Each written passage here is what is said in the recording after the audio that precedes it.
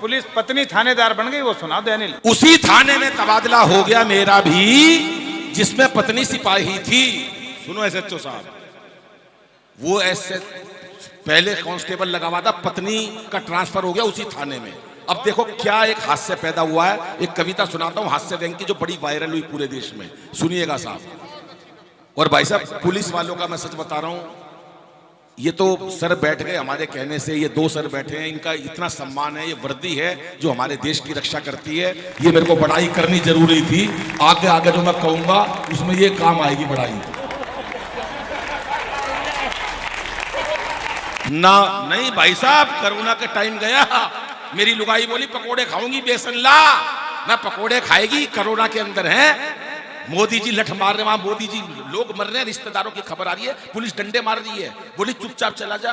मैं बता रही हूं, मेरा पकोड़े का मन है, बेसन लिया। मैं बेसन लेने गया था, सूजी लेके आया, ये दोनों वहीं खड़े थे, दे लठ भाई साहब, सुझा दिया सारा सौदा मेरा। बोले ले आया, मैं बना ले हलवा, सूजी लाया हूं। बजाओ फिर खुल के एक बार। हाँ, कोई टेंशन नहीं लो, मस्ती का मामला है, हर टाइम मस्ती रहो भाई साहब। कुछ नहीं रखा जीवन के अंदर, 24 घंटे कोई टेंशन नहीं किसी बात की। हमारे तो हरियाणा का ताऊ और ताई हो, मेरे को याद है वो एक बुढ़िया अपने पोते को उछाल उछाल के प्यार कर रही थी, बुढ़िया हरियाणा की। रे मेरा लाल, हो मेरा चंदा, वो चंदा हाथ छुट के नीचे गिर गया भाई साहब। बुढ़ापे का शरीर था, बता अरे क्यों उछाले थी, तू वैसे ही प्यार कर लेती। पर दादी का मन आ गया पोते पे, उछालने लग गई, मेरा लाल मेरा चंदा, वो चंदा हाथ छुट के नीचे गिर गया भाई साहब। अब उस बच्चे के लग गई चोट। अब बहू आई और कलयुग की बहू कलयुग की सास से कह रही है, सासू माता तेरी वजह से मेरे बेटे का चोट पहुंची है। बहू कह रही है सास से, आज के बाद तू मेरे बेटे का हाथ मत लगा दिए। सास भी छठी हुई थी कैलाश नगर की। बोले सुन ले बहू, मैं तेरे बेटे के हाथ में लगाऊं और तू मेरा सतीश मत छेड़ दिए। तालियां जरा जोरदार बजा दो साहब। ये बात मस्ती, कोई टेंशन नहीं रखो। काहे की टेंशन है जीवन में, हर आदमी टेंशन में घूम रहा है साहब। मैंने बताया आपको, एक कविता सुनाता हूं कि उसी थाने में तबाह। अभी मेरे को याद है भाई साहब, एक नेताजी का हीरो का हार चोरी हो गया, नेताजी की वाइफ का, नेताजी की वाइफ का हीरो का हार चोरी हो गया। उन्होंने थाने में फोन करा एसएचओ साहब को, एसएचओ साहब पत्नी का हीरो का हार चोरी हो गया, आधे घंटे के अंदर ढूंढ के बता देना। नेताजी ने कह दिया एसएचओ साहब को, मेरी लुगाई का हार चोरी हो गया हीरो का, आधे घंटे में ढूंढ के बता देना। 15 मिनट बाद वापस नेताजी का फोन पहुंचा थाने में, एसएचओ साहब कोई चिंता मत करना, हार घर पे ही मिल गया। एसएचओ साहब बोले, आप बोले चिंता मत करना। यहाँ 15 लोगों ने हाँ भी भर दी, साले मार मार के सुझा दिए। 15 लोग बोले मन में लिया। बजाओ एक बार सर के लिए ताली कि उसी थाने में तबादला हो गया मेरा भी, उसी थाने में तबादला हो गया मेरा भी, जिसमें पत्नी सिपाही थी। अब घर हो या दफ्तर, दोनों जगह लुगाई थी। सीधा सा ये मतलब ये है कि तबाही थी।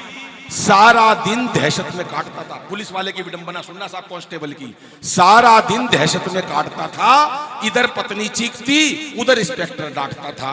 वैसे तो ये तबादला मेरी तरक्की थी, पर अब हफ्ते में 2 बार बेइज्जती होनी पक्की थी। बहुत अच्छे। क्योंकि अभी लाठी चार्ज के दौरान उसने ऐसे जुल्म कर दिए, पब्लिक की आड़ में 2 लठ मेरे धर दिए। मैं बोली देखता नहीं पति, देखती नहीं पति परमेश्वर हूं। बोली घर चल के उतारूंगी आरती, अभी तो ड्यूटी पर हूं।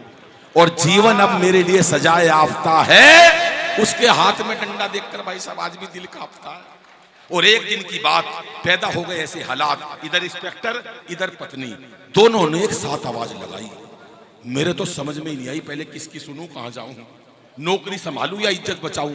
वो तो शुक्र है इंस्पेक्टर साहब भी शादीशुदा थे, उन्हें गृहस्थी के सारे अनुभव पता थे। बोले हमारा क्या है, हम आज यहाँ, कल दूसरा थाना है, पहले लुगाई की बात सुन, तुझे तो शाम को ही घर जाना है और सारा जीवन इसी के साथ बिताना है। और जीवन अब मेरे लिए सजाए याफ्ता है। उसके हाथ में डंडा देखकर भाई साहब आज भी दिल कांपता है। अब तो ऐसा लगता है डर डर के खोखला हस्बैंड हो गया हूं।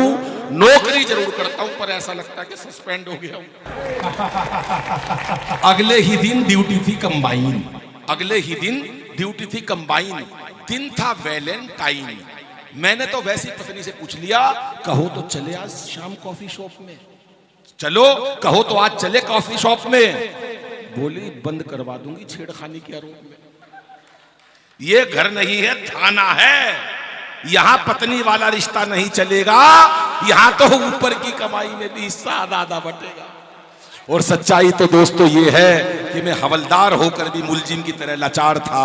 मेरी वर्दी पर लगा हर स्टार बेकार था। वो सिपाही होकर भी थानेदार थी, बिना स्टार के भी सुपरस्टार थी। लेकिन इस बार का बहादुरी का डिपार्टमेंट का इनाम मेरे को मिला।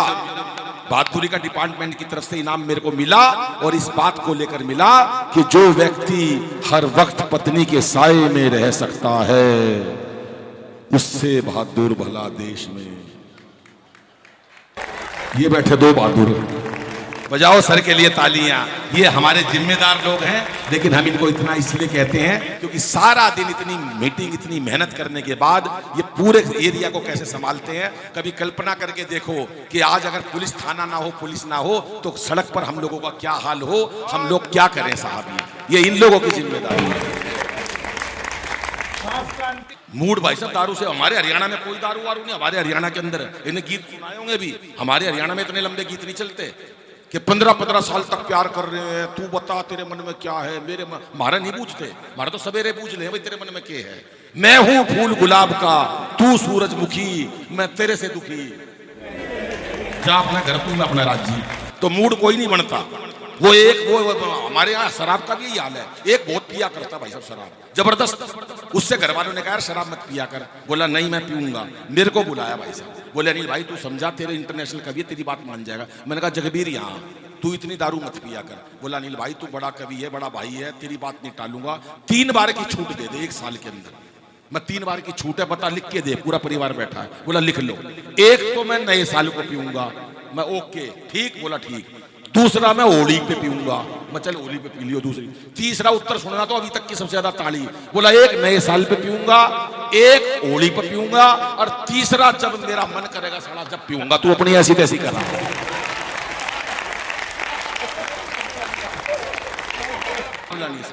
हमारा प्रदेश इतना मस्त है भाई साहब, जब मेरा मन करेगा जब पीऊंगा। आइए एक कविता सुनाता हूं जो प्रवीण भाई ने कही।